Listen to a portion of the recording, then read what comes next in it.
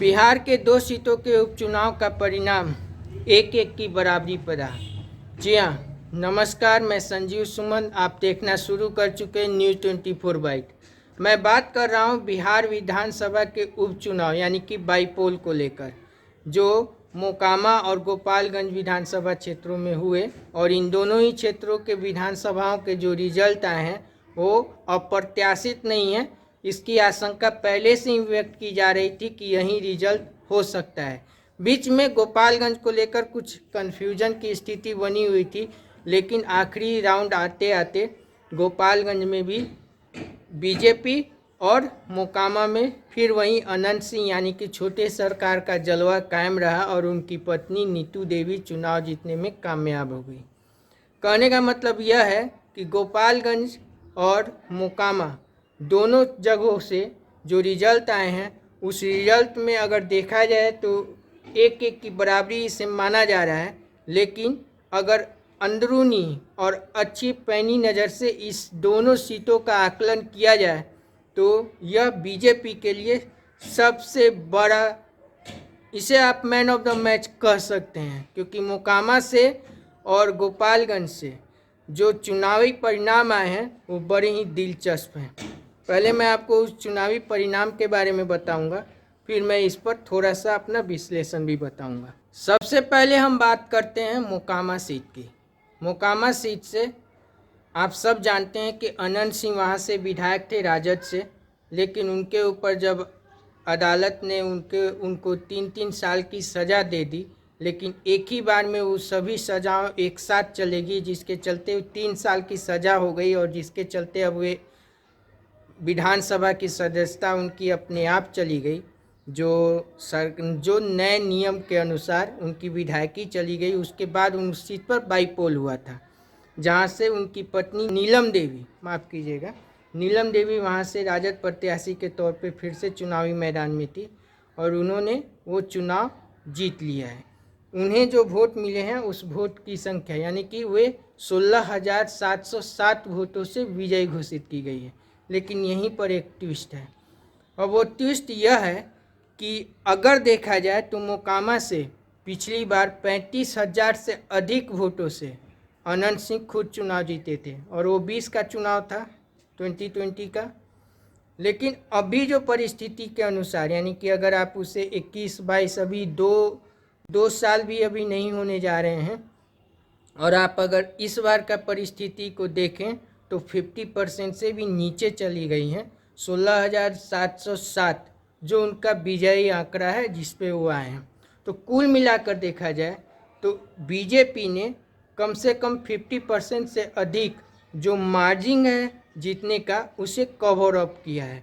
तो एक तरीके से अगर ये मिला के चला जाए तो मोकामा से अनंत सिंह यह तो कह सकते हैं कि हमारा सिक्का जारी रहेगा, हम अपने पोस्ट पे बने रहेंगे।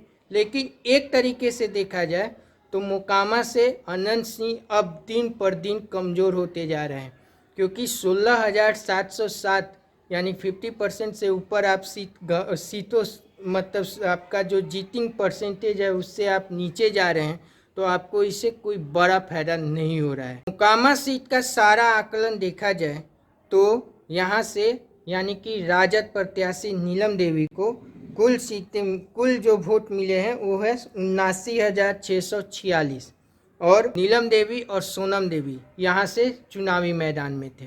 लेकिन यहाँ पे मुख्य मुकाबला अनंत सिंह और सूरजभान सिंह के बीच में था। कहने का मतलब यह है कि दोनों ही मोकामा के बाहुबली नेता हैं, और वहीं दोनों के बीच में यहाँ पे बड़ा फाइट था। यहाँ पे न राजद सामने था न बीजेपी सामने था। आप इसे राजद महागठबंधन मान ले तब, या बीजेपी एनडीए मान ले तब, लेकिन यहाँ पे दोनों में से कोई आमने सामने नहीं था। यहाँ मुख्य मुकाबला अनंत सिंह की वर्चस्व और सूरजभान सिंह को बीच में था। और आप सब जानते हैं कि दोनों एक ही बिरादरी से आते हैं, भूमिहार से, यानी कि वे भूमिहार बिरादरी से दोनों ही आते हैं। और अनंत सिंह की पत्नी नीलम देवी शुरू से यह बात कह रही थी कि वे यहाँ से आसानी से चुनाव जीत जाएंगे, लेकिन बीजेपी यहाँ पे कड़ा फाइट दे दिया था। और सबसे बड़ा ट्विस्ट तब हो गया था कि जैसे ही छठ पूजा खत्म हुई 1 और 2 तारीख को जो आखिरी चुनाव का मतलब 1 तारीख को, 31 तारीख को और 1 तारीख को, तो यहाँ पे सबसे बड़ी पॉइंट ये हुआ कि 31 तारीख को एनडीए ने वहाँ पे अपना ब्रह्मास्त्र चल दिया और वो ब्रह्मास्त्र था चिराग पासवान। जी हाँ, लोजपा आर, लोक जनशक्ति पार्टी, रामविलास जो की पार्टी के उनके पुत्र और जो अभी राष्ट्रीय अध्यक्ष हैं, उनका उस क्षेत्र में रोड शो करना, और रोड शो में जितनी भीड़ पहुंची थी उसके बाद यह तय माना जा रहा था कि यहाँ पे फाइट सबसे कठिन होने वाली है, और अगर यह सीट अनंत सिंह निकालते भी हैं तो उनको बहुत ज़्यादा मुश्किलों का सामना करना पड़ सकता है।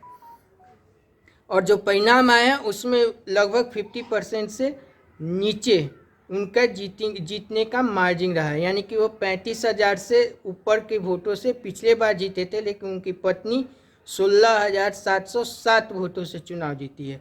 तो कुल मिलाकर देखा जाए तो अनंत सिंह के लिए ये खुशी की लहर नहीं होनी चाहिए, उन्हें इस पर ज़रूर ही अपना सोच विचार करना चाहिए कि हम इतने कम सीटों से क्यों जीते। अगर आप परसेंटेज यानी कि चुनाव का जो परसेंटेज मान के चले तो 54%, 53 लगभग जो 2020 यानी कि मतलब कि 2020 के जो चुनाव हुए थे और अनंत सिंह को जितने परसेंट वोट मिले थे, यानी कि मोकामा में जितने परसेंट वोट हुए थे उतना ही परसेंट वोट इस बार भी हुए हैं। तो कुल मिलाकर देखा जाए तो वोटिंग परसेंट थोड़ा बहुत ऊपर नीचे माना जा सकता है, लेकिन बराबर ही था।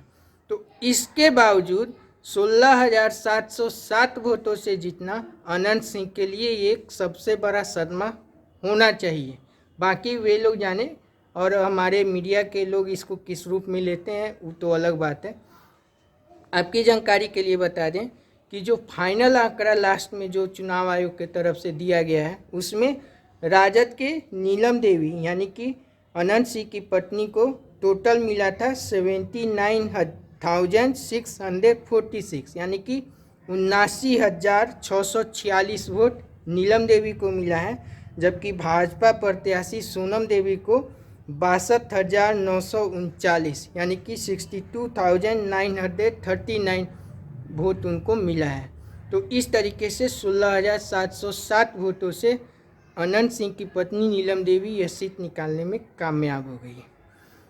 तो ये थी आपको मोकामा की पूरी जानकारी। अब हम बात करते हैं गोपालगंज की। तो गोपालगंज के बारे में मैं आपको अगले वीडियो में बताऊंगा। तब तक के लिए आप बने रहिए हमारे साथ और देखते रहिए न्यूज़ 24 बाइट, क्योंकि हम इस पर और भी बड़े बड़े कंटेंट और वीडियो लाएंगे जो आप देखेंगे तो आपको बहुत ही पसंद आएगा।